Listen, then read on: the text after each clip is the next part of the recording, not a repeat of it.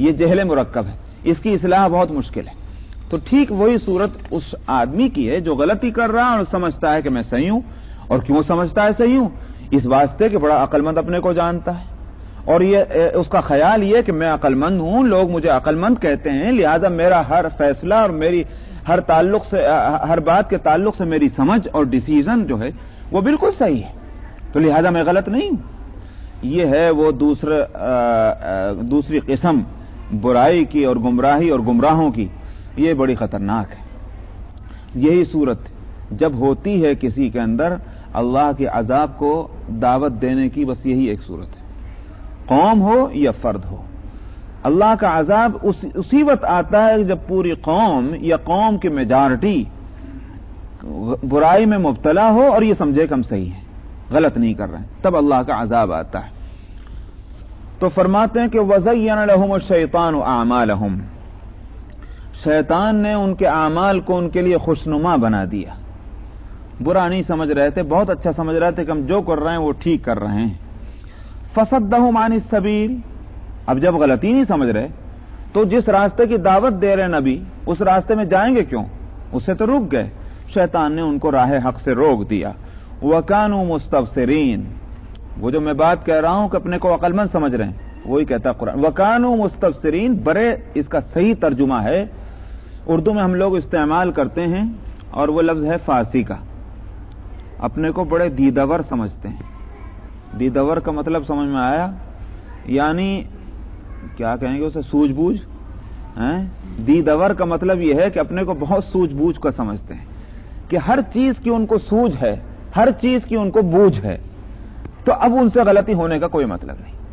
آج بھی شریعت کے معاملے کے اندر ایک طبقہ مستقل وہ ہے مسلمانوں کے اندر جو اسلاف کو کیئر ہی نہیں کرتا، کوئی اہمیت نہیں دیتا بزرگوں کو، اور یہ سمجھتا ہے کہ ہم رجال ونحن رجال، وہ بھی انسان تھے ہم بھی انسان ہیں، ان کے سر کے اندر بھی بھیجا تھا ہمارے سر میں بھی بھیجا ہے، اگر وہ قرآن سے نکال سکتے ہیں مسئلہ تو ہم بھی نکال سکتے ہیں مسئلہ، سمجھ میں آیا؟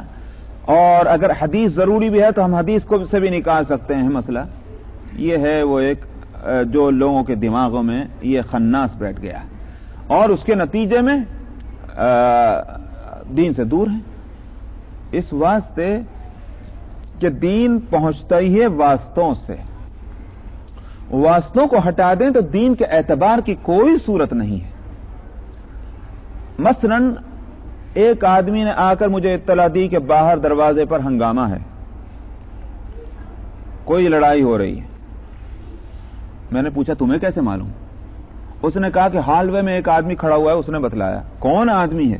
فلانا آدمی۔ آدمی تو معتبر ہے، اس کو کیسے معلوم ہوا؟ اس نے کہا کہ وہ باہر گیا تھا، ابھی دیکھ کر آیا ہے۔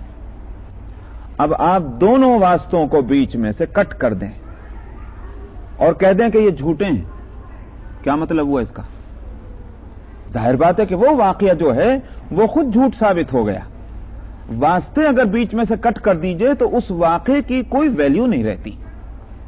قرآن اور حدیث ہم تک واسطوں سے پہنچا ہے، ان واسطوں کو اگر آپ بیچ میں سے حذف کر دیں تو نہ قرآن کی حیثیت رہ جاتی نہ حدیث کی۔ حدیث کا حدیث ہونا ہم کو کیسے معلوم؟ اس طرح معلوم ہے کہ ہم سے فلانے نے بیان کیا، فلانے سے فلانے نے بیان کیا، فلاں سے فلاں نے بیان کیا، وہ کڑیاں جوڑ کر نبی کریم صلی اللہ علیہ وسلم تک اس کا سلسلہ جب جڑا تو ہم نے ہر ایک کو دیکھا، کیسا ہے یہ، معلوم ہوا کہ صحیح ہے، سچ بولنے والا ہے، دنیا کے معاملات میں جھوٹ نہیں بولا اس نے، تو دین کے معاملے میں کہاں جھوٹ بولے گا؟ تو ہم نے کہا کہ یہ حدیث صحیح ہے، بے شک اللہ کے رسول صلی اللہ علیہ وسلم نے فرمایا۔ ہم نے اگرچہ اللہ کے رسول کو اپنی آنکھ سے نہیں دیکھا، آپ کی صحبت سے ہم محروم رہے، مگر اس کے باوجود اللہ کے رسول کے ارشادات کو ہم صحیح مانتے ہیں۔ کس وجہ سے؟ کہ وہ واسطے بیچ میں ہمارے نزدیک قابل اعتبار ہیں۔ ان واسطوں کو اگر آپ بیچ میں سے کاٹ دیں تو پھر اس قول رسول کے قول رسول صلی اللہ علیہ وسلم ہونے کے معنی پھر کیا رہ جاتے ہیں؟ ایک طبقہ اور آگے بڑھا، مسلمانوں کے اندر اپنے کو مسلمان بھی شامل، مسلمانوں میں شریک مانتا اور کہتا ہے حدیثی کی ضرورت نہیں، اس لیے کہ تو ہمارے جیسے انسانوں کی نقل کی ہوئی چیزیں ہیں، اس کا کیا اعتبار؟ اس لیے قرآن شریف اصل ہے، ہم قرآن شریف کو دیکھیں گے۔ ان سے پوچھئے تم کو کیسے معلوم کہ یہ قرآن ہے؟ کیسے معلوم کہ یہ اللہ کا کلام ہے؟ ہمارے اندر وہ قابلیت نہیں ہے عربی کی، کہ قرآن نے جب مشرکین مکہ کو یہ چیلنج کیا کہ اگر تمہیں قرآن اور کلام اللہ ہونے میں شبہ ہے تو ایسی صورت بنا لاؤ، تو انہوں نے اپنے اس فن کی روشنی میں جانچا اور دیکھا کہ واقعتاً یہ قرآن جو ہے یہ انسان کا کلام نہیں، وہ سمجھ گئے اور ہتھیار انہوں نے ڈال دیے اپنے۔ مگر ہمارے پاس تو وہ فن بھی نہیں کہ قرآن کی زبان کو دیکھ کر ہم سمجھ جائیں کہ یہ قرآن انسان کا کلام نہیں، اللہ کا کلام ہے۔ ہمارے پاس تو کوئی صورت اس کے سوا نہیں ہے کہ ہم دوسرے انسانوں میں اس چرچے کو اور اس شہرت کو اور اس روایت کو ہم تسلیم کریں کہ یہ قرآن اللہ کا کلام ہے، وہی کلام ہے جو محمد رسول اللہ صلی اللہ علیہ وسلم پر نازل ہوا۔ اگر ہم ان واسطوں کو نہ تسلیم کریں تو پھر قرآن کا قرآن ہونا بھی گڑبڑ میں آ جاتا ہے۔ تو کچھ لوگ وہ بھی ہیں۔ واقعہ کیا ہے؟ حقیقت یہ ہے کہ جس طرح سے انبیاء علیہم الصلاۃ والسلام کے زمانے کی ان ہوشیار لوگوں نے اور قوموں نے یہ سمجھتے ہوئے کہ نبی جو کہہ رہے ہیں وہ صحیح کہہ رہے ہیں، مگر پھر اگر انہوں نے اس بات کو نہیں مانا اس لیے کہ ان کو دنیا کا نقصان نظر آتا تھا ان کی بات کے ماننے میں، اور دین پر چلنے کے پابند اپنے آپ کو بنانا ان کے لیے بڑا مشکل ہو رہا تھا۔ آج بھی یہ صورت ہے۔ بہت خوبصورت لفظ ہے قرآن کافی، حدیث کی ضرورت نہیں۔ اب قرآن کافی جب حدیث کی ضرورت نہیں ہے تو اس کا مطلب کیا ہوا؟ مطلب ہوا دین کی چھٹی۔ اس لیے کہ قرآن سے یہ تو معلوم ہے کہ نماز پڑھو، مگر کیسے پڑھو یہ قرآن سے معلوم نہیں۔ تو جب یہ معلوم نہیں کیسے پڑھو تو زیادہ پڑھ نہیں سکتا وہ نماز۔ سمجھ میں آیا؟ اسی طرح سے زکوٰۃ دو، یہ تو قرآن میں ہے وآتوا الزکاۃ، مگر کتنے مال میں کتنی زکوٰۃ دو یہ تفصیل نہیں۔ اگر ہم نے ایک پینی بھی دے دی عمل ہو گیا قرآن کا، کیسی چھٹی ہوئی؟ اصل میں دین پر عمل کرنے سے بچنا چاہتے ہیں، اس کے لیے یہ خوبصورت عنوانات ہیں۔ سمجھ میں آیا؟ یہ خوبصورت بہانے ہیں کہ جس کو پیش کرتے ہیں، لیکن واقعہ یہ ہے کہ بھئی دنیا کے معاملات میں تو بہانے بازی کی کوئی گنجائش بھی ہے، اس لیے کہ دنیا میں جو کچھ بہانہ ہوگا اس کا انجام یہی ہوگا کہ بھئی دنیا کا نقصان مجھے ہوگا یا آپ کو ہوگا، دنیا ہی کا نقصان ہو کے رہ جائے گا۔ دین کے معاملے میں یہ بہانے بازیاں، اس کا انجام تو یہ ہے کہ وہاں کی نجات سے محروم ہو جائیں گے، اس لیے کہ یہ بہانہ اللہ کے سامنے نہیں چل سکتا۔ اللہ سبحانہ و تعالیٰ کے سامنے یہ نہیں کہہ سکتے اے اللہ میاں ہم نے تو یہ سمجھا تھا کہ حدیث کی ضرورت نہیں ہے، قرآن کافی تھا۔ اللہ کے سامنے یہ بات نہیں چلے گی، اس لیے کہ قرآن شریف میں ایک جگہ نہیں متعدد جگہ بار بار یہ بات کہی گئی ہے کہ اطیعوا اللہ و اطیعوا الرسول، اللہ کی بھی اطاعت کرو اور اللہ کے رسول کی بھی اطاعت کرو۔ یاد رکھیے کہیں تو اطیعوا اللہ و رسولہ فرمایا اور کہیں فرمایا اطیعوا اللہ و اطیعوا الرسول، ان میں حکمت ہے۔ جہاں اطیعوا اللہ و رسولہ فرمایا یعنی اطاعت کا لفظ ایک ہی دفعہ ذکر کیا، اور کس کی اطاعت کرنی ہے اس کو وہ دو ہیں، اللہ اور رسول، لیکن لفظ اطاعت ایک آیا ہے۔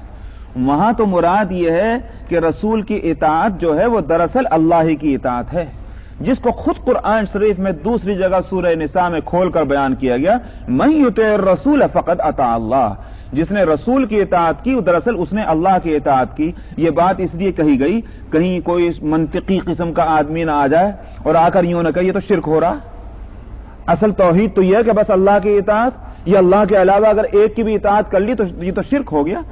اس لیے فرمایا کہ یہ کوئی مستقل اطاعت نہیں ہے، دراصل یہ اللہ کی اطاعت ہے۔ لیکن اب کوئی شخص کہنے لگے اچھا تو پھر یہی بات ہے، تو جتنی بات اللہ نے فرما دی رسول سے اور رسول نے ہم سے فرما دیا ہم اتنی ہی اطاعت کریں گے۔ اب اگر اللہ کے فرمانے میں کوئی نظر نہیں آتا اور رسول اپنی طرف سے فرماتا ہے ہم نہیں ماننے کے، یہ کہہ سکتا تھا کوئی شخص۔ اس لیے قرآن شریف میں متعدد جگہ اطاعت کا لفظ بھی دو آئے ہیں، اطیعوا اللہ و اطیعوا الرسول، اللہ کی بھی اطاعت کرو اور رسول کی بھی اطاعت کرو۔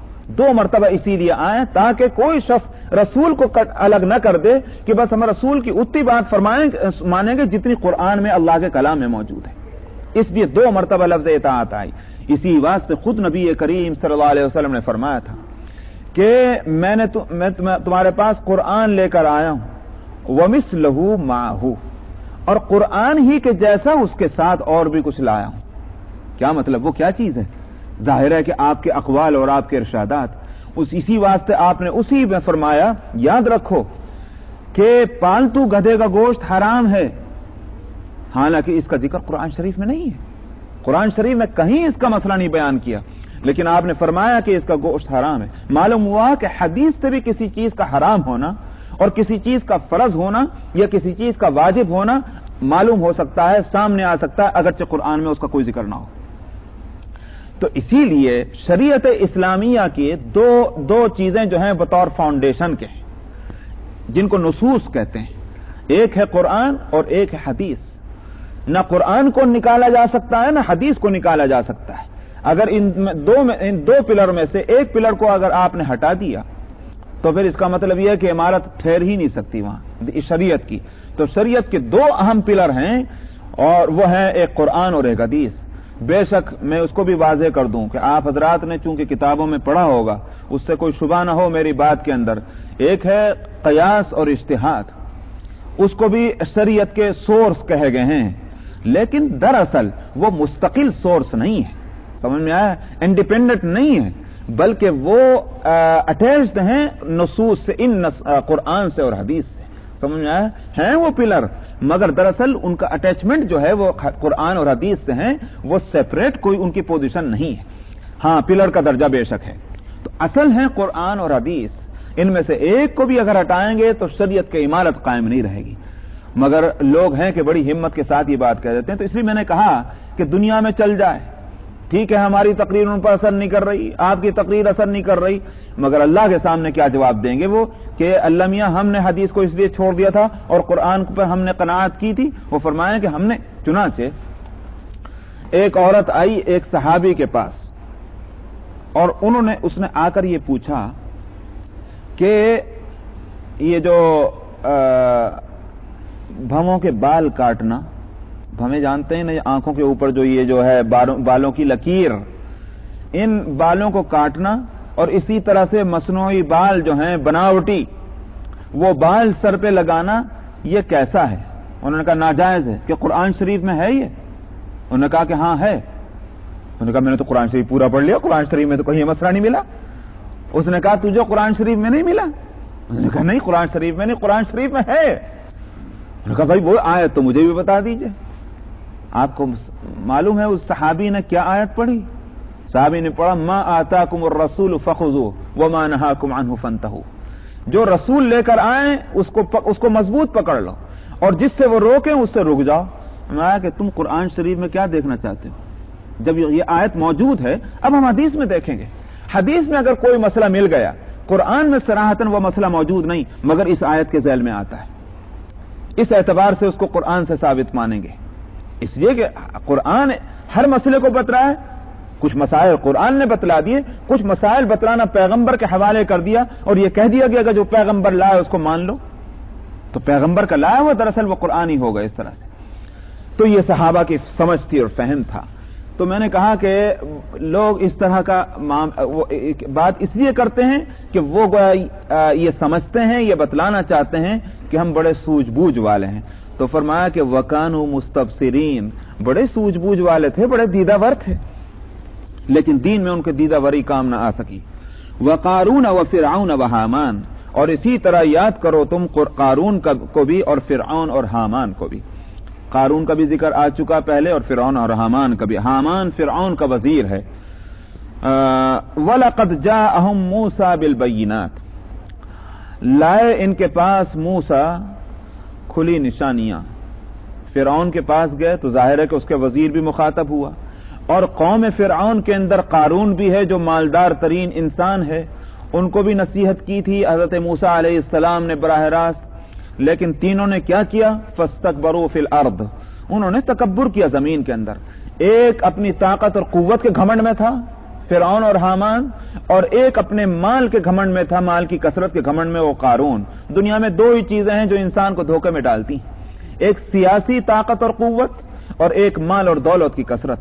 یہ دونوں کا گھمنڈ جب انسان کے دماغ میں آ جاتا ہے تو پھر اس کو سیدھا راستہ نظر نہیں آتا. یہ فاستکبروا فی الارض، انہوں نے تکبر کیا زمین کے اندر. وما کانوا سابقین، ہم سے بھاگ کر کہیں نکل جانے والے نہ ہو سکے، ہماری پکڑ سے نہ بچ سکے. فَكُلًّا أَخَذْنَا بِذَنبِهِ، ہم نے ہر ایک کو اس کے گناہ کی وجہ سے گناہ کی پاداش میں پکڑا. فَمِنْهُمْ مَنْ أَرْسَلْنَا عَلَيْهِ حَاصِبًا، تو کچھ تو ان میں سے وہ تھے کہ جن کے اوپر ہم نے بڑی تیز آندھی بھیجی. کون؟ جیسے سمجھیے کہ قوم عاد کی طرف، قوم عاد کو ہلاک کیا گیا ہوا کے ذریعے سے، فَمِنْهُمْ مَنْ أَرْسَلْنَا عَلَيْهِ حَاصِبًا وَمِنْهُمْ مَنْ أَخَذَتْهُ الصَّيْحَةُ، اور کچھ وہ تھے کہ جن کو چیخ نے جا پکڑا، فرشتے کی ایک چیخ تھی، ایک آواز تھی، ایک چنگھاڑ تھی کہ جس نے ان کے دلوں کے ٹکڑے کر دیے۔ وہ کون تھی؟ قوم سمود۔ قوم سمود ہلاک ہوئی اس فرشتے کی اس چیخ کے نتیجے میں۔ وَمِنْهُمْ مَنْ خَسَفْنَا بِهِ الْأَرْضَ، اور ان میں سے کچھ وہ تھے جن کو ہم نے زمین میں دھسا دیا، وہ قارون تھا، قارون کو زمین میں دھسایا گیا۔ وَمِنْهُمْ مَنْ أَغْرَقْنَا، اور ان میں سے کچھ وہ تھے جن کو ہم نے غرق کر دیا، فرعون اور حامان۔ وَمَا كَانَ اللَّهُ لِيَظْلِمَهُمْ، اللہ میاں نے ان پر کوئی زیادتی نہیں کی، اللہ کی طرف سے کوئی ظلم نہیں ہوا کہ ان کو اس طرح سے عذاب میں مبتلا کیا گیا۔ وَلَكِنْ كَانُوا أَنفُسَهُمْ يَظْلِمُونَ، لیکن دراصل یہی اپنے اوپر ظلم کرتے تھے۔ تو ظلم ان کا ہے، قصور ان کا ہے، اگر ان کو یہ سزا ملی ہے تو ہمارے اوپر کوئی بلیم اس کا نہیں آتا۔ مَثَلُ الَّذِينَ اتَّخَذُوا مِن دُونِ اللَّهِ أَوْلِيَاءَ كَمَثَلِ الْعَنكَبُوتِ، سورہ عنکبوت اس سورہ کا نام بھی اسی لفظ کی وجہ سے ہے۔ مثال ان لوگوں کی جنہوں نے بنا لیا اللہ کو چھوڑ کر کے ولی، دوست۔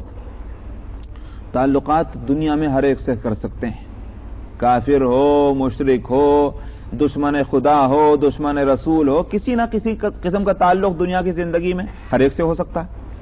تعلق کو بری چیز نہیں، ولایت بری چیز ہے۔ ولایت کے معنی ہے جگری دوستی، سمجھ میں آیا؟ دلی محبت۔ جب دل سے محبت ہوتی ہے تو وہ اس محبت کا یہ اثر ہوتا ہے کہ محبوب کی جس سے محبت ہے اس کو محبوب کہیں گے، جس سے دلی محبت ہے اس کی کوئی بات بری نہیں لگے گی، نہ اس کا ناک نقشہ برا لگے گا، نہ اس کے چال ڈھال بری لگے گی، نہ اس کا پہننا اور کھانا برا لگے گا، نہ اس کا فکر و خیال برا لگے گا، ہر ایک چیز اس کی اچھی لگے گی۔ تو ظاہر ہے کہ یہ محبت جو ہے ولایت کی محبت، جس کو ولایت کہتے ہیں، یہ محبت تو اللہ سے اور اس کے رسول سے ہونی چاہیے، یہ اور کسی سے نہیں ہو سکتی، دلی محبت یا جس کو اللہ محبوب بنا لیں۔ اسی واسطے اولیاء اللہ کہتے ہیں ان بندگان خدا کو جنہوں نے پہلے تو اللہ سے دلی محبت کی، سو پھر اللہ نے ان کو محبوب بنا لیا، ان کو اولیاء اللہ کہتے ہیں۔ قرآن شریف میں سورہ بقرہ کے اندر جو فرمایا گیا اس کے آیت الکرسی کے بعد کہ اللہ ولی الذین آمنوا یخرجهم من الظلمات الى النور والذین کفروا اولیاؤہم الطاغوت یخرجونہم من النور الى الظلمات، فرمایا کہ اللہ دوست ہے، وہی دلی دوستی والی بات ہے، ولایت۔ اللہ دوست ہے ایمان والوں کا، اور جو نیک عمل کرنے والے ہیں اس دوستی کا حق اللہ کیسے ادا کرتے ہیں؟ یخرجہم من الظلمات الى النور، اندھیریوں سے اجالے میں لے آتے ہیں ان کو اللہ تعالیٰ۔ اندھیریوں میں فتنہ ہے، مصیبت ہے، ہر طرح کی آفت ہے، روشنی میں آ جانا، ہر طرح کے فتنے سے محفوظ ہو جانا ہے۔ تو یہ ہے دوستی کا حق اللہ کی طرف سے جو ادا ہوتا ہے۔ اور اس کے مقابلے میں فرمایا کہ والذین کفروا، جو کافر ہیں ان کے دوست کون ہیں؟ اولیاءہم الطاغوت، اللہ کے مخالف جو طاقتیں ہیں، جو شیطان اور شیطان کے چیلے اور ابلیس کے جو گویا پارٹی ہیں، وہ طاغوت کہلاتے ہیں۔ اولیاءہم الطاغوت، ان کے دوست جو ہیں وہ طاغوت ہیں۔ اور فرمایا کہ وہ دوستی کا حق کیسے ادا کرتے ہیں؟ یخرجونہم من النور الی الظلمات، الٹی چال چلاتے ہیں، وہ روشنی میں جو کچھ تھوڑے بہت تھے ان کو بھی نکال کر اندھیرے میں لے جا کے پھینک دیتے ہیں، وہ ہاتھ پاؤں مار رہے ہیں، بچنے کی کوئی صورت نہیں۔ یہ ہے تو ولایت سے روکا گیا ہے، اللہ کے علاوہ دوسروں سے دلی دوستی نہیں ہونی چاہیے۔ اس لیے فرمایا کہ جنہوں نے بنا لیا ہے اللہ کو چھوڑ کر دلی دوست، ان کی مثال ایسی ہے جیسے کہ مکڑی اتخذت بیتن، جو اپنا گھر بنا لے۔ مکڑیاں دو طرح کی ہیں، ایک مکڑی تو وہ ہے کہ جو زمین میں رہ لے، بل بنا کر کے سوراخوں میں اپنا گھر بنا لیتی، ایک مکڑی وہ ہے جو جالا بنتی ہے، وہی برات۔ اتخذت بیتن وَإِنَّ أَوْهَنَ الْبُيُوتِ لَبَيْتُ الْعَنْكَبُوتِ، دنیا میں مختلف جانور اپنے ٹھکانے بناتے ہیں، کچھ گھونسلے بناتے ہیں تو کچھ کھو کے اندر اپنی جگہ بناتے ہیں۔ ان سارے جانوروں کے ان تمام ٹھکانوں میں سب سے زیادہ کمزور ٹھکانہ جو ہے وہ مکڑی کا جالا ہے، بناتی ہے اپنے رہنے کے لیے اور اس واسطے تاکہ وہ اپنا شکار اس میں پھنسا سکے، یہ سب ہوتا ہے، لیکن اس کے اطمینان کی کوئی صورت نہیں ہے کہ میرا جالا جو ہے وہ اتنا مضبوط ہے کہ مجھے کوئی آفت نہیں چھو سکتی، ایسا نہیں۔ ہوا چلے تو جالا ٹوٹے، کوئی پھونک مار دے تو جالا ٹوٹے، کسی کے غلطی سے لکڑی لگ جائے، ہاتھ لگ جائے تو جالا ٹوٹے۔ اتنا کمزور گھر کہ چھوٹی سے چھوٹی آفت سے وہ ہوا میں اڑ جائے تو وہی حیثیت ہے اس کی۔ اب ایسے گھر میں رہنے والے مکڑی کو اطمینان کی بھلا کوئی صورت ہے؟ فرمایا کہ یہی حالت ہے ان لوگوں کی۔ مثال اس لیے دی گئی ہے کہ یہی حالت ہے ان کی کہ جو سمجھتے ہیں کہ جن کی ہم عبادت کر رہے ہیں وہ ہم کو بچا لیں گے، مصیبت کے وقت میں ہمارے کام آئیں گے۔ کہاں کام آئیں گے؟ جو بڑی مصیبت کوئی آ گئی تو وہ بچا نہیں سکتے۔ ان کی یہ اطمینان، ان کا یہ اعتماد ایسا ہی ہے جیسے مکڑی اپنے جالے میں رہ کر کے اطمینان کرنے لگ جائے۔ تو فرمایا کہ مثال ان لوگوں کی جنہوں نے بنا لیا ہے اللہ کو چھوڑ کر دوست، ایسی ہے جیسے مثال مکڑی کی کہ جس نے بنا لیا اپنا گھر، اور کمزور ترین گھر تو مکڑی کا ہی گھر ہے۔ لو کانوا یعلمون، کاش وہ اس بات کو جان لیتے۔ جہاں تک مکڑی کا تعلق ہے، اس سے متعلق ایک مسئلہ مفسرین ذکر کرتے ہیں، میں اس کو بتلا دوں۔ بعض لوگوں کا خیال یہ ہے کہ مکڑی کو مارنا نہیں چاہیے، اور اس میں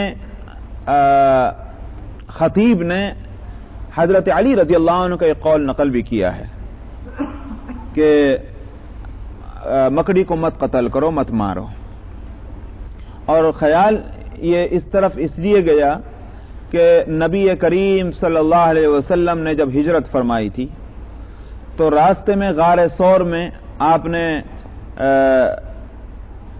کچھ وقت گزارا تھا، دشمن پیچھے لگے ہوئے تھے، اس غار تک بھی پہنچے، مگر وہاں دیکھا کہ مکڑی کا جالا تنا ہوا ہے غار کے دہانے پر، اور ادھر کبوتری نے بھی انڈے دے رکھے، تو اس دہانے تک، اس منہ تک غار کے پہنچے، اور اتنے قریب ہو گئے کہ سیدنا ابو بکر صدیق رضی اللہ عنہ کو، جو رفیق ہیں اس سفر میں، ان کو دشمنوں کے پیر اور ان کے جوتے تک نظر آئے، اور اسی پر گھبرا کر کے ابو بکر صدیق رضی اللہ عنہ نے عرض کیا کہ یا رسول اللہ، ہم تو پکڑے گئے، اس لیے کہ دشمن یہاں تک آ گئے۔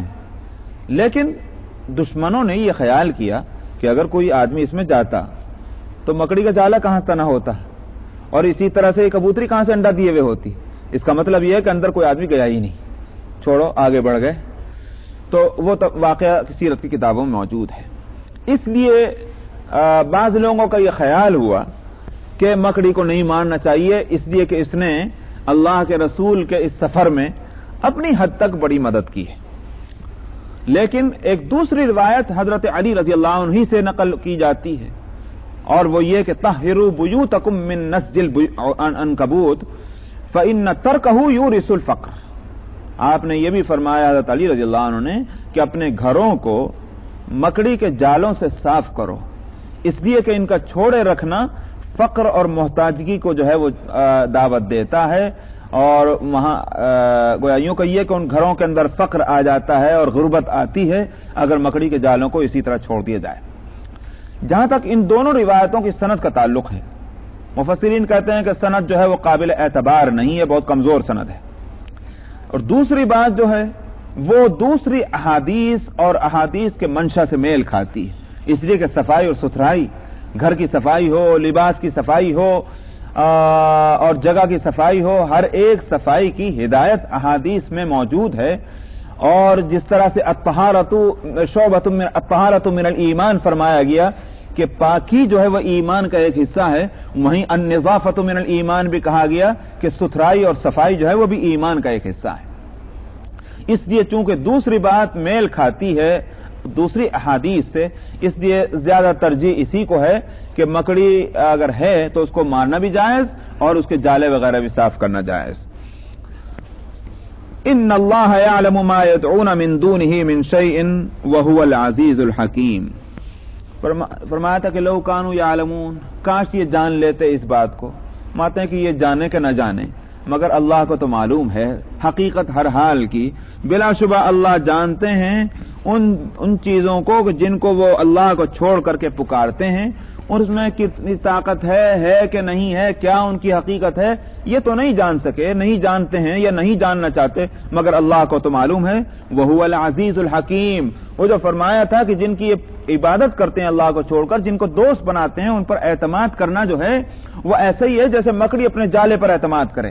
مطلب یہ ہے کہ وہ قابل اعتماد نہیں ہے وہ چیزیں، لیکن اللہ کا جہاں تک تعلق ہے فرمایا وَهُوَ الْعَزِيزُ الْحَكِيمُ، وہ غالب ہے، وہ کسی کی مدد کرنا چاہے تو کوئی روک نہیں سکتا، کسی پر عذاب بھیجنا چاہے تو اس کو اس سے بھی نہیں روک سکتا۔ لیکن یہ سوال کہ اگر ہم اللہ کے پسندیدہ راستے پر نہیں ہیں تو پھر عذاب کیوں نہیں آ جاتا؟ معلوم ہوتا ہے کہ عذاب نہیں آیا تو روک رکھا ہے بتوں نے، روک رکھا ہے ہمارے معبودین نے، ورنہ تو عذاب آ جاتا۔ ہم اگر اللہ کے مخالف ہیں تو مخالف کو کوئی نہیں چھوڑا کرتا، لیکن اگر عذاب نہیں آیا تو اس کا مطلب یہ ہے کہ ہمارے معبودین نے روک رکھا ہے۔ فرمایا الحکیم، اللہ تعالیٰ حکمت والے ہیں، اگر عذاب میں دیر ہو رہی ہے اس میں حکمتیں ہیں، اس لیے کسی غرے میں مت ہونا کہ تمہارا عذاب تو بھیجنا چاہ رہے تھے اللہ تعالیٰ تمہارے لیے، مگر دوسری طاقتوں نے روک رکھا ہے، سمجھ سمجھو۔ وَتِلْكَ الْأَمْثَالُ نَضْرِبُهَا لِلنَّاسِ وَمَا يَعْقِلُهَا إِلَّا الْعَالِمُونَ، فرمایا کہ یہ مثالیں ہیں جو ہم لوگوں کے لیے پیش کرتے ہیں، ہے تو مثال قرآن کی ہر ایک کے واسطے، مگر ان مثالوں سے مختلف مطلب معنی لیے جا سکتے ہیں، مختلف مطلب نکالے جا سکتے ہیں، مگر صحیح معنی اور صحیح مطلب ان مثالوں کے کون سمجھ سکتا ہے؟ الا العالمون، عالم ہی ان مثالوں سے جو بات سمجھانی مقصود ہے وہ سمجھ سکتے ہیں۔ مگر یہاں جہاں ایک طرف عالم کی فضیلت آئی ہے کہ قرآن کی مثالوں کو سمجھنا ہر ایک کے بس کی بات نہیں، وہ عالم ہی سمجھ سکتے ہیں، وہاں عالم سے مراد قرآن کے نزدیک وہ نہیں ہے کہ جس کے پاس کوئی ڈگری ہے، ڈگری تو دنیا میں مجھے دکھلانے کو اور آپ کو دکھلانے کے واسطے۔ قرآن کی زبان میں اور شریعت کی زبان میں عالم اس کو کہتے ہیں کہ جس کے پاس علم بھی صحیح ہو اور اس کا عمل بھی اس کے علم کی روشنی میں صحیح ہو، وہ ہے قرآن کی زبان میں عالم۔ جیسے حافظ بھی، آج تو ہم حافظ اس کو کہہ دیتے ہیں کہ جس نے قرآن شریف کے الفاظ کو رٹ لیا، باقی معنی جانتا ہے کہ نہیں جانتا، اس سے کیا مسائل نکلتے ہیں وہ جانتا ہے کہ نہیں جانتا، اس پر اس کا عمل ہے کہ نہیں ہے، ہمیں اس سے کوئی بحث نہیں، ہم حافظ کہہ دیتے ہیں۔ اگرچہ یہ بھی کہنا ایک درجے میں درست ہے، مگر جس زمانے میں قرآن نازل ہو رہا تھا اس زمانے میں حافظ قرآن سے مراد کیا تھی؟ حافظ قرآن سے مراد تھی جس کو قرآن یاد ہو، جس کے قرآن کے معنی بھی معلوم ہو، جس کے قرآن کی تفسیر سے بھی واقف ہو، قرآن سے کتنے مسائل نکلتے ہیں اس سے بھی واقف ہو اور ان پر اس کا عمل بھی ہو، ایسے کو حافظ اس زمانے میں کہا جایا کرتا تھا۔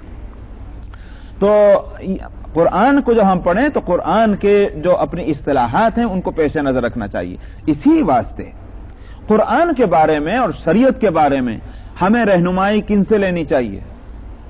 ان سے نہیں کہ جن کے پاس خالی ہمیں معلوم ہو گیا کہ ان کے پاس ڈگری موجود ہے، نہیں، ہم کو دیکھنا چاہیے ان کی زندگیوں کو، ہمیں ان کی باتوں کو سننا چاہیے کچھ عرصے تک، جب ہمیں معلوم ہو جائے کہ یہ مسئلے بھی صحیح بتلاتے ہیں اور مسئلوں میں ایک حد تک ان کا خود کا بھی عمل ہے، یہ ایسے نہیں کہ یہ کہتے رہے مغرب کے بعد اور خود اپنی زندگی جا رہی مشرق کی طرف کو، سمجھ میں آیا؟ خود ان کی زندگی میں کوئی اثر اس تعلیمات شریعت کا نہیں ہے، کیا پوچھیں ان سے مسئلہ جا کر کے؟ تو اس لیے رہنمائی شریعت کی وہ ایسے ہی لوگوں سے حاصل ہوگی کیونکہ انہی کے پاس دراصل سمجھ بھی ہے شریعت کی، جو قرآن نے بتلایا کہ وما يعقلها الا العالمون، کہ نہیں سمجھ سکتے ان مثالوں کو سوائے عالم۔ خلق اللہ السماوات والارض بالحق، اللہ تعالیٰ نے وہاں جو العزیز الحکیم فرمایا تھا دوسرے معبودین کے مقابلے میں اللہ کی معبودیت کے برحق ہونے کو ثابت کرنے کے لیے، اسی کے ساتھ اسی طرح سے یہاں اور فرما رہے ہیں کہ اللہ تو وہ ہے، اللہ نے پیدا کیا ہے آسمانوں کو اور زمین کو سچائی کے ساتھ، حقانیت کے ساتھ، ان فی ذلک لآیۃ للمؤمنین، اس میں کھلی نشانیاں ہیں ایمان والوں کے واسطے۔ دیکھیے ایک عجیب بات ہے، یہاں جب آسمان اور زمین کا ذکر آیا، ظاہر ہے کہ آسمان سے مراد صرف وہی نہیں کہ وہ جو نیلا نیلا ہم کو نظر آتا ہے، زمین سے مراد وہی نہیں کہ جس کو ہم پیروں سے روند رہے ہیں۔ آسمان اور زمین کا جب ذکر قرآن کرتا ہے تو تمام مخلوقات کے ساتھ، ان کی تمام کمالات اور خوبیوں اور عجائبات کے ساتھ، جب اس کا ذکر آیا تو فرمایا کہ اس میں کھلی نشانی ہے مومنین کے واسطے، ایمان شرط ہے۔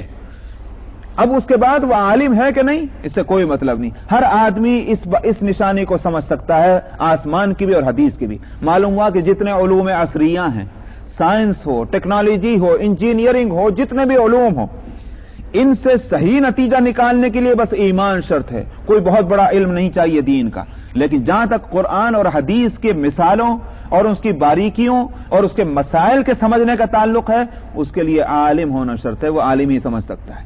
तो इन उलूम का दर्जा इस कुरान पाक के इन दो लफ्जों से और कुरान की इस ताबीर से समझ में आता है कि उलूम दुनिया जो हैं अपनी जगह कितने भी मुफीद हों, मगर उलूम दीन से उनका दर्जा किसी भी तरह ऊंचा नहीं होगा।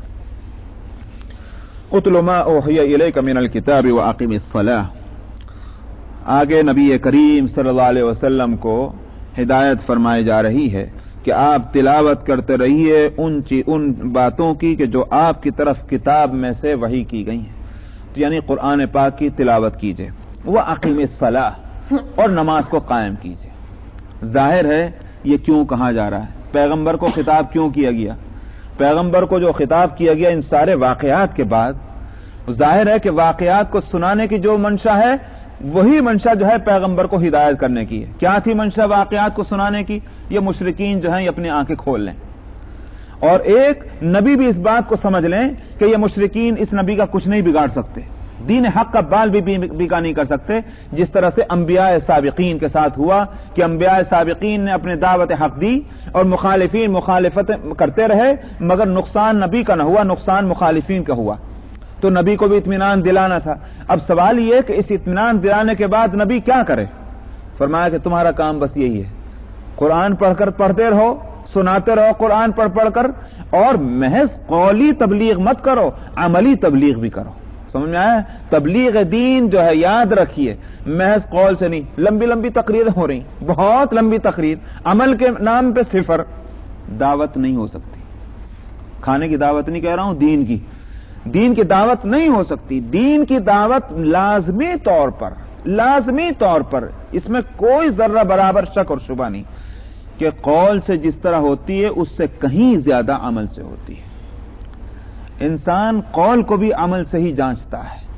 इस वास्ते के एक वो आदमी कि जो मैं वाज़ेह तौर पर कह रहा हूं कि वो आदमी कि जो इस्लाम से वाकिफ नहीं, आप जब तकरीर करके उसको इस्लाम की दावत देना चाहते हैं तो जो आप तकरीर कर रहे हैं वो देखना चाहता है कि आपका अमल इस पर कितना है। अब आप कहें कि साहब नमाज पढ़ो, और जब नमाज का वक्त आ गया तो आप बाहर खड़े बातें कर रहे, आप नमाज नहीं पढ़ रहे। अब नमाज पढ़ो की जो हिदायत आपने दी इसकी क्या वैल्यू रह गई? कोई हकीकत इसकी नहीं है।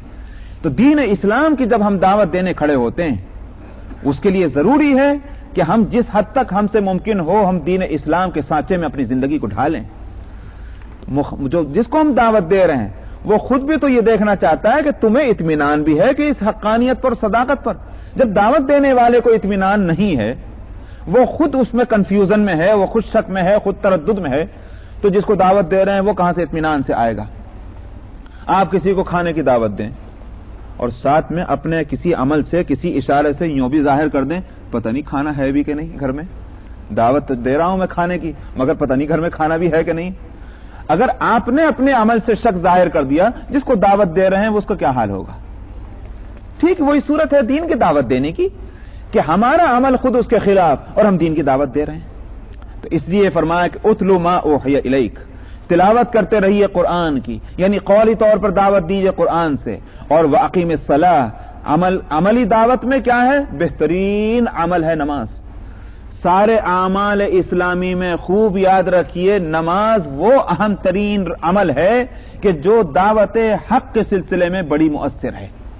और यही वजह है आप देखते हैं न तो रमजान के रोजों के वास्ते अजान है, और न ज़कात के वास्ते अजान है, न हज के वास्ते अजान है। अजान रखी गई है पुकार पुकार के बुलाने की। वो अजान जो है वो किस में रखी गई? नमाज में। और यही वो नुक्ता है जिसको मैं पहले भी बतला चुका हूं कि अजीब बात है कि शैतान और किसी चीज से इतना नहीं घबराता। दो मौके हैं कि जहां वो चीखता है, जहां वो भागता है परेशान होकर। एक तो वो हज में यूं कहिए अरफे के दिन, कि अरफे के दिन तो शैतान बहुत रोता है और उस दिन चीख चीख कर कहता है कि मेरी जिंदगी की मेहनत जो है वो एक मिनट के अंदर जो है बर्बाद हो गई, इसलिए कि इन सब ने मिलकर रो रो कर अपनी दुआएं मांग कर अपने सारी खताएं माफ करवा ली। मैंने जितनी मेहनत की थी सब जो है वो पानी में बह गई। اس دن اپنے اس ساری زندگی کے سرمایہ کے ڈوب جانے اور برباد ہو جانے پر وہ افسوس کرتا ہے. مگر وہ تو ایک الگ چیز ہے. ایک شیطان کہاں پریشان ہوتا ہے اور کہاں اس پر بوجھ بہت پڑتا ہے، وہ ہے اذان. حدیث میں آتا ہے کہ اذان جب دی جاتی ہے، مؤذن اذان دیتا ہے تو شیطان پریشان ہوتا ہے اور اتنا بوجھ اس پر پڑتا ہے کہ گوز مارتا ہوا بھاگتا ہے. سمجھ میں آیا؟ بوجھ کی وجہ سے. تو کیوں؟ اور عجیب بات یہ ہے کہ آپ دیکھتے ہیں کہ جب نماز پڑھو تو شیطان آ جاتا ہے. اسی واسطے حدیث میں فرمایا کہ صفوں کو سیدھا کرو اور مل کر کھڑے ہو جاؤ، بیچ میں شیطان کے لیے جگہ مت چھوڑو. مطلب یہ ہے کہ نماز میں شیطان آ سکتا ہے، نماز کے وقت میں آ سکتا ہے شیطان، اذان کے وقت میں نہیں آتا، وہ بھاگ لیتا ہے. یہ کیا ہے؟ بات یہ ہے کہ دراصل اذان دعوت دین ہے. جب آپ کہتے ہیں کہ اشہد ان لا الہ الا اللہ، اشہد ان محمد رسول اللہ، لا الہ الا اللہ، اللہ اکبر، یہی تو فاؤنڈیشن ہے دین کی، یہی تو اصولی دعوت ہے دین کی. اور وہ کانوں میں انگلیاں دے دے کر خوب طاقت لگا کر چیخ کر سارے انسانوں کو سناتا ہے یہ کلمہ حق. تو اس لیے چونکہ یہ دعوت دین ہے تو اس لیے یوں کہیے کہ یہ اذان کو بلند آواز سے رکھا گیا. حضرت بلال رضی اللہ عنہ کو نبی کریم صلی اللہ علیہ وسلم نے ہدایت دی تھی کہ ارفع اذنیک ترفع صوتک، کہ اپنی انگلیوں کو کانوں میں دے لے اے بلال تاکہ تیری آواز بلند ہو جائے. تو معلوم ہوا کہ آواز کو بلند کرنا چاہیے اذان کے اندر. بعض لوگوں کو اذان دیتے ہوئے دیکھا اتنی آہستہ سے اذان دیں کہ شاید ان کے کان مشکل سے سن رہا ہوں، اور سمجھتے ہیں کہ کیا ضرورت ہے. سوال اس کا نہیں ضرورت کا، سوال اس کا ہے کہ جو نماز پڑھ رہے ہیں انہی کے واسطے اذان تھوڑا ہی ہے. حدیث میں آتا ہے کہ قیامت کے دن مؤذن کے اذان کی شہادت دنیا میں بسنے والے انسان اور انسانوں کے علاوہ جنات اور فرشتے اور درخت اور پتھر اور دیواریں اور زمین، یہ ساری فضا میں ہر چیز جو ہے وہ شہادت دے گی. لیجئے ہم آہستہ اذان دے کے اپنے حق میں شاہدین جو ہیں وٹنسز ان کو کم کر رہے ہیں. ہمیں تو اور زیادہ وٹنسز مل جائیں تو وہ اچھی بات ہے. تو اس لیے اذان کی بلندی، آواز کی بلندی جو شریعت کو مطلوب ہے. تو میں نے کہا کہ دعوت دین دینے کے واسطے اذان اور نماز کا جب ذکر آیا تو اذان اس کے ساتھ اٹیچڈ ہے. اذان کو نماز سے الگ نہیں کر سکتے. اسی واسطے یاد رکھیے کہ اذان جو ہے لوگ یہ سمجھتے ہیں کہ صرف جماعت کی نماز کے واسطے، وہ بھی مسجد کی نماز کے واسطے سنت ہے. ایسا نہیں، ہر نماز کے واسطے اذان سنت ہے، چاہے آپ اکیلے پڑھ رہے ہوں اور چاہے گھر کی جماعت کے ساتھ پڑھ رہے ہوں اور یا مسجد کی جماعت کے ساتھ پڑھ رہے ہوں. یہ الگ بات ہے کہ مسجد کی جماعت کے لیے اذان زیادہ امپورٹنٹ ہے، لیکن سنت سب جگہ ہے. فقہاء نے اس مسئلے کو لکھا ہوا ہے، کسی بھی فقہ کی کتاب کے اندر آپ دیکھ سکتے ہیں. تو یہاں فرمایا کہ وَأَقِیمِ الصَّلَاةَ، اور نماز کو قائم کرو. إِنَّ الصَّلَاةَ تَنْہَىٰ عَنِ الْفَحْشَاءِ وَالْمُنکَرِ، نماز بلا شبہ روکتی ہے برائیوں سے اور بری باتوں سے، بے حیائیوں سے اور بری باتوں سے. فحشاء تو ہر اس برائی کو کہتے ہیں جس کے برا ہونے کو سمجھنے کے لیے شریعت کی ہدایت کی ضرورت نہیں. ہر آدمی بغیر کسی دینی رہنمائی کے سمجھ لیتا ہے کہ برا، جیسے زنا، چوری، ڈکیتی، اس کو فحشاء کہیں گے. اور منکر اس برائی کو کہتے ہیں کہ جو معاشرے میں اس کو برا جب تک نہ سمجھا جائے، جب تک دین اس کو نہ بتلا دے. سمجھ میں آیا؟ تو جیسے مثال کے طور پر کھانے کی چیزیں کون سی حرام ہیں، ان کا حرام ہونا دین بتلائے تو سمجھ میں آیا، ورنہ نہیں معلوم ہوگا. تو ان کو سب کو منکر کہیں گے. نماز جو ہے وہ روکتی ہے بے حیائیوں سے اور اسی طرح بری باتوں سے. وَلَذِكْرُ اللَّهِ أَكْبَرُ، اور ویسے تو اللہ کا ذکر جو ہے وہ بڑی بات ہے ہی. وَاللَّهُ يَعْلَمُ مَا تَصْنَعُونَ، اور اللہ جانتے ہیں جو کچھ تم کرتے ہو. یہاں ایک سوال پیدا ہوتا ہے، وقت ہو گیا مگر میں آیت کو ختم کر دینا چاہتا ہوں ایک سوال کا جواب دے کر. سوال یہ ہے کہ قرآن کہتا ہے کہ نماز بلا شبہ برائیوں سے روکتی ہے، بے حیائیوں سے روکتی. اجی ہم تو دیکھتے ہیں نمازیں بھی پڑھی جا رہی ہیں اور خوب بے حیائیاں بھی ہو رہی ہیں اور منکرات بھی ہو رہے ہیں. یہ کیا ہے؟ قرآن نے تو کہا روکتا ہے، ہمیں تو کہیں بھی نہیں روک رہے. اس کے دو معنی ہیں، اس کو اچھی طرح سمجھ لیجئے. ایک تو یہ ہے کہ اللفظ اذا اطلق على معنى کامل، جب کوئی لفظ بولا جاتا ہے تو اس کے مکمل معنی کے اوپر بولا جاتا ہے، جب بغیر کسی کنڈیشن کے وہ لفظ بولا جائے. جب نماز کا لفظ آیا تو نماز اپنے پورے آداب کے ساتھ، اپنے پوری خوبیوں کے ساتھ، اپنی پوری اچھائیوں کے ساتھ مراد ہوگی. اسی کے لیے لفظ آیا اقامہ، اقیم الصلاۃ، واقیم الصلاۃ. इकामत कहते हैं किसी चीज को सीधा खड़ा कर देना। जब सीधा खड़ा कर देते हैं किसी चीज को, तो अब उसका कितना लेंथ है, कितनी मोटाई है, कितनी चौड़ाई है, सब सामने आ जाती है। तो अकीम इस्सलाह का लफ्ज़ कुरान शरीफ कहता है अद्दू अस्सलाह नहीं कि नमाज को अदा कर लो, बल्कि इकामत सलाह, नमाज को सही सही अदा करो, पूरे जाहिरी और बातिनी आदाब के साथ। समझ में आया? जिसके अंदर बातिनी आदाब में खुशू और खुदू और अल्लाह की तरफ तवज्जो, और दूसरी तरफ इरादतन खूब मजे ले लेकर ख्यालात को न दौड़ाना, ये सारी बातें उसके अंदर आ जाती हैं। और इसी तरह से जाहिरी आदाब में सही तौर पर सुन्नत के मुताबिक वजू का होना और इस्तिंजा का होना और नमाज के लिए खड़ा होना और ये सारी चीजें। तो जाहिरी और बातिनी आदाब के साथ जब नमाज पढ़ी जाएगी, ये बुराइयों से रोकेगी। नमाज में अगर नुकसान है तो जाहिर बात है कि उसके असरात में भी नुकसान है। एक तो जवाब ही है। दूसरा जवाब ये इसका है कि नमाज तो रोकती है मगर हम रुकते नहीं। ये ऐसा ही है कि जैसे उस्ताद, टीचर या माँ बाप एक बच्चे को कहते हैं खबरदार ये काम मत करना, रोकने वाले ने तो रोक दिया, मगर करने वाला अगर फिर भी करता है तो क्या समझने वाले के लिए समझना दुरुस्त होगा कि रोकने वाले ने नहीं रोका? क्या दलील है उसके पास कि साहब अगर ये काम कर रहा है बच्चा तो इसका मतलब ये है कि बाप ने कहा था करिए काम, उस्ताजी ने कहा था करिए काम। हो सकता है कि उस्ताद ने रोका, हो सकता है कि बाप ने रोका, लेकिन बच्चा नहीं रोका। रात दिन हम ये तमाशा देखते हैं। तो नमाज तो बेशक रोक रही है मगर हम उसकी कहने को नहीं मानते और हम नहीं रुक रहे हैं, तो ये कसूर हमारा है। नमाज अपना काम कर रही है। ये दोनों जवाब हैं इसके। अल्लाह ताला हमारी इस्लाह फरमाए। मग़फ़िरत की दुआ करनी चाहिए थी तो वहां रोका गया। तो दो जगह वाक़या। मिनश्शैतानिर रजीम, बिस्मिल्लाहिर रहमानिर रहीम।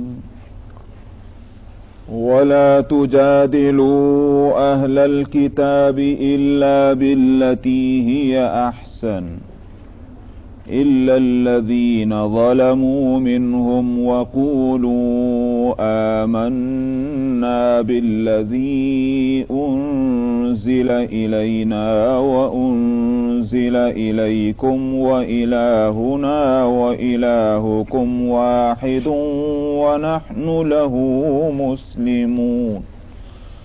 वकज़ालिक अंज़लना इलैकल किताब फल्लज़ीना आतैनाहुमुल किताब युमिनून बिहि व मिन हाउलाइ मन युमिनु बिहि व मा यजहदु बिआयातिना इल्लल काफिरून।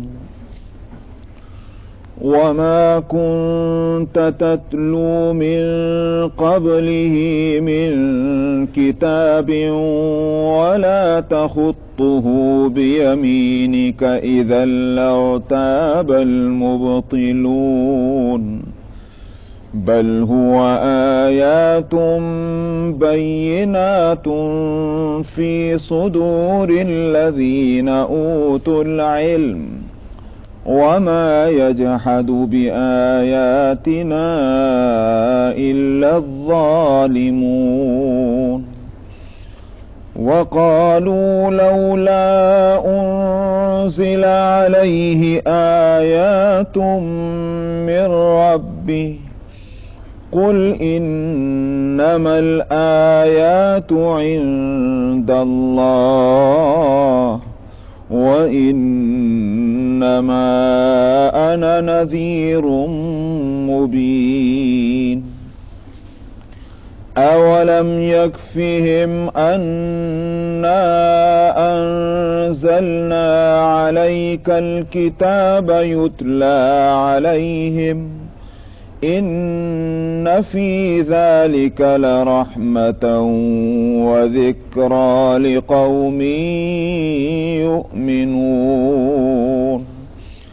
क़ुल कफ़ा बिल्लाहि बैनी व बैनकुम शहीदा यअलमु मा फ़िस्समावाति वल अर्द वल्लज़ीन आमनू बिलबातिलि व कफ़रू बिल्लाहि उलाइका हुमुल ख़ासिरून। ويستعجلونك بالعذاب ولولا أجل مسمى لجاءهم العذاب